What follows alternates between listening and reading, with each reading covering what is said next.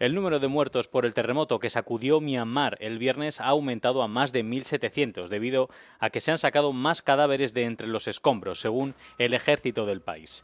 Según una publicación en las redes sociales de la embajada china, en las primeras horas del lunes 4 personas fueron rescatadas de entre los escombros. Un portavoz del gobierno declaró a los medios locales que otras 3.400 personas han resultado heridas y más de 300 se encuentran desaparecidas. El epicentro del terremoto de magnitud 7,7 del viernes, que se produjo cerca de Mandalay, derrumbó muchos edificios de la ciudad y dañó su aeropuerto. El domingo, una réplica de 5,1 volvió a sacudir la zona. Las labores de rescate se han visto obstaculizadas por los puentes derribados, las carreteras dañadas, las comunicaciones poco fiables y una guerra civil en curso. Según los medios de comunicación locales, muchas personas se han quedado durmiendo en la calle por miedo a las réplicas o bien porque sus casas se han venido abajo. Mientras tanto, la resistencia de Myanmar anunció el sábado un alto el fuego parcial para facilitar las labores de rescate. En la vecina Tailandia se han confirmado la muerte de al menos 18 personas desde el terremoto del viernes. El lunes por la mañana continuaban las labores de búsqueda en un edificio de gran altura de Bangkok, que se derrumbó mientras decenas de personas siguen desaparecidas, según las autoridades.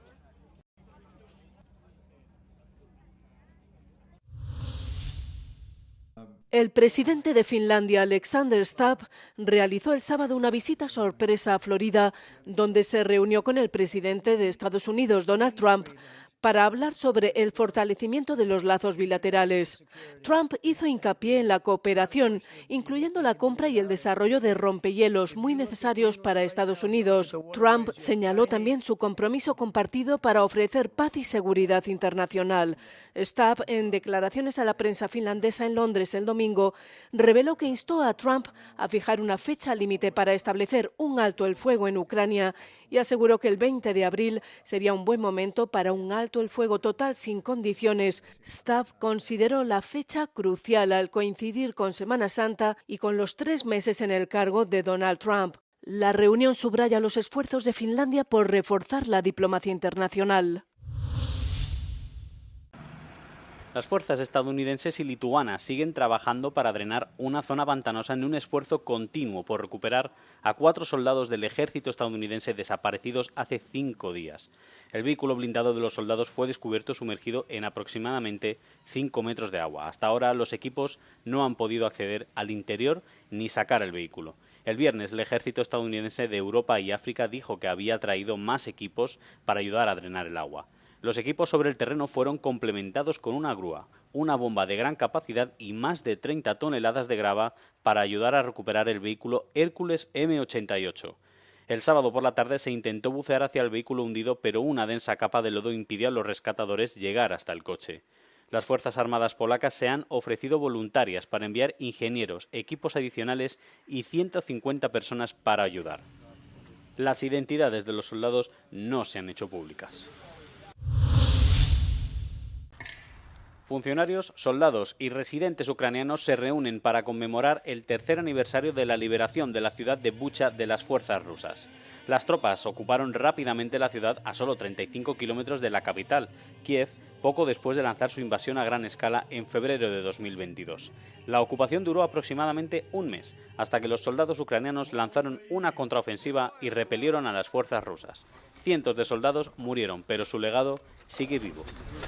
306 захисників і захисниць за період війни віддали своє найцінніше, віддали своє життя. І сьогодні цілий день фактично заходів в Бучанській громаді, але ми розпочинаємо з алеї героїв на центральному кладовищі.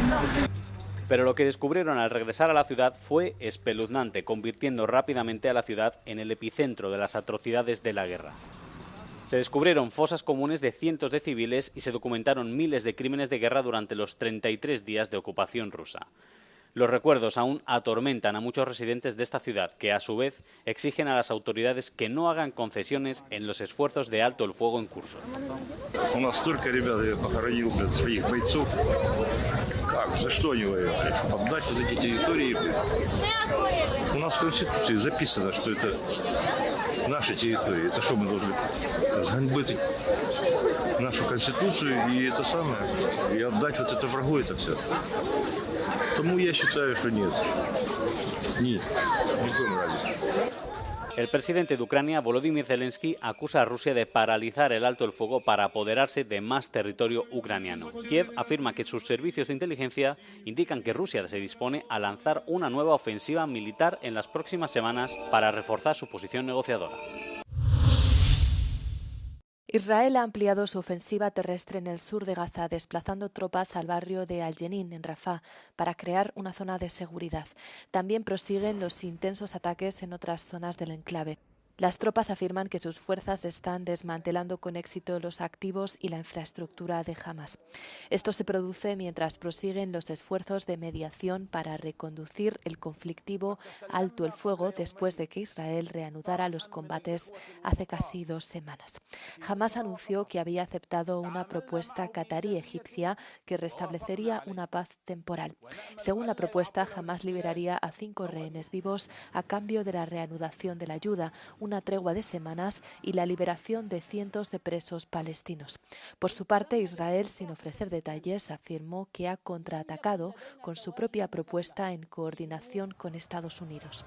Mientras tanto, el líder de Hezbollah advirtió que el grupo responderá si Israel no cesa sus ataques contra el Líbano. Un ataque israelí tuvo como objetivo la capital libanesa por primera vez desde que se acordó un alto el fuego en noviembre.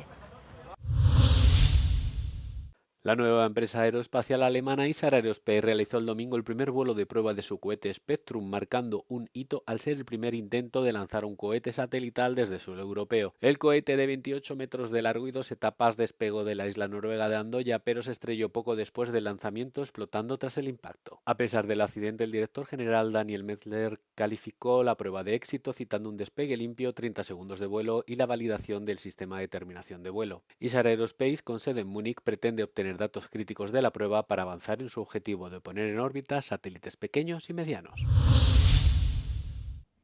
El ministro de Asuntos Exteriores de Dinamarca ha reprendido a la administración Trump por su tono al criticar a Dinamarca y Groenlandia, afirmando que su país está invirtiendo más en la seguridad del Ártico. Lars Løkke Rasmussen hizo estas declaraciones en un vídeo publicado en las redes sociales tras una visita a Groenlandia el viernes del vicepresidente estadounidense J.D. Vance. Rasmussen dijo que Dinamarca está abierta a las críticas, pero añadió que no apreciaba el tono empleado. También señaló que en enero Dinamarca se había comprometido a realizar una inversión de 1.900 millones de euros para la seguridad del Ártico. Durante su visita a la base espacial de Pitufik, Vance acusó a Dinamarca de invertir poco en la seguridad de Groenlandia. Las repetidas amenazas de Trump de anexionarse Groenlandia han sido recibidas con ira tanto en la isla como en Dinamarca. Cientos de manifestantes salieron a la calle frente a la embajada de Estados Unidos en Copenhague y algunos portaban pancartas que decían «Groenlandia no está en venta». Italia aprueba un nuevo decreto para utilizar los centros de migración albaneses como centros de repatriación. En virtud del nuevo decreto, 2 centros de Albania albergarán ahora también a migrantes que llegaron a Italia, vieron rechazada su solicitud de asilo y recibieron una orden de expulsión. Los centros albaneses apenas se han utilizado desde su apertura en octubre debido a problemas legales y a la fuerte oposición de grupos de derechos humanos que afirman que infringen las leyes internacionales y ponen en peligro los derechos de los migrantes. Los centros estaban destinados originalmente a procesar a migrantes no vulnerables rescatados en aguas internacionales. El proyecto, que ha costado casi 800 millones de euros en una inversión de 5 años, ha sido una decepción para el gobierno conservador dirigido por la primera ministra Giorgia Meloni.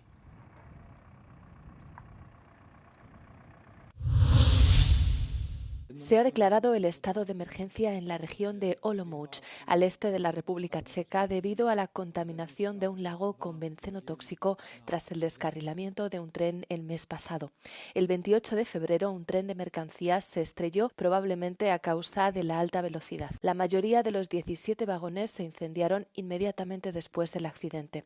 Unas 350 toneladas de benceno se filtraron desde los camiones cisterna que transportaban más de 1.000 toneladas a las aguas subterráneas. mediterráneas. La orden de emergencia otorga a las autoridades locales poderes especiales para asignar recursos e iniciar inmediatamente las labores de socorro. Ya se está trabajando para extraer el benceno de las masas de agua afectadas. Se están excavando docenas de fosas de descontaminación entre las vías del tren y el agua y se están instalando muros de Larsen para evitar una mayor propagación. El estado de emergencia permanecerá vigente hasta el 27 de abril para paliar la crisis. El opositor Partido Republicano del Pueblo de Turquía se manifestó en Estambul en apoyo al alcalde detenido, Ekrem İmamoğlu. A pesar de la brutal represión de las fuerzas de seguridad durante manifestaciones similares en estos días, miles de ciudadanos se congregaron en el barrio de Maltepe, en la zona asiática de la ciudad, para expresar su apoyo al alcalde destituido. La detención de İmamoğlu el 19 de marzo desencadenó una ola de protestas sin precedentes en toda Turquía. Según la oposición, las autoridades están llevando a cabo miles de detenciones preventivas de periodistas, abogados y estudiantes para contener las protestas. En Estambul, 511 estudiantes fueron arrestados el viernes, de los cuales 275 fueron encarcelados. Según las últimas cifras oficiales desde el inicio de las protestas, al menos 2.000 personas han sido detenidas y 260 encarceladas. İmamoğlu fue nombrado candidato del partido para las elecciones presidenciales de 2028 para competir con el presidente Erdogan el mismo día de su arresto. El actor norteamericano Richard Chamberlain muere a los 90 años de edad. Chamberlain fue el primero en interpretar a Jason Bourne en la miniserie de televisión de 1988 The Bourne Identity. Durante su carrera fue nominado 4 veces al premio Emmy por Shogun en 1981, por The Birds of Prey en 1983, por Wallenberg The Story of a Hero en 1985 y por la película para televisión de 1975 El Conde de Montecristo. El actor admitió sentir un gran alivio en 2003 cuando reconoció su homosexualidad en su autobiografía.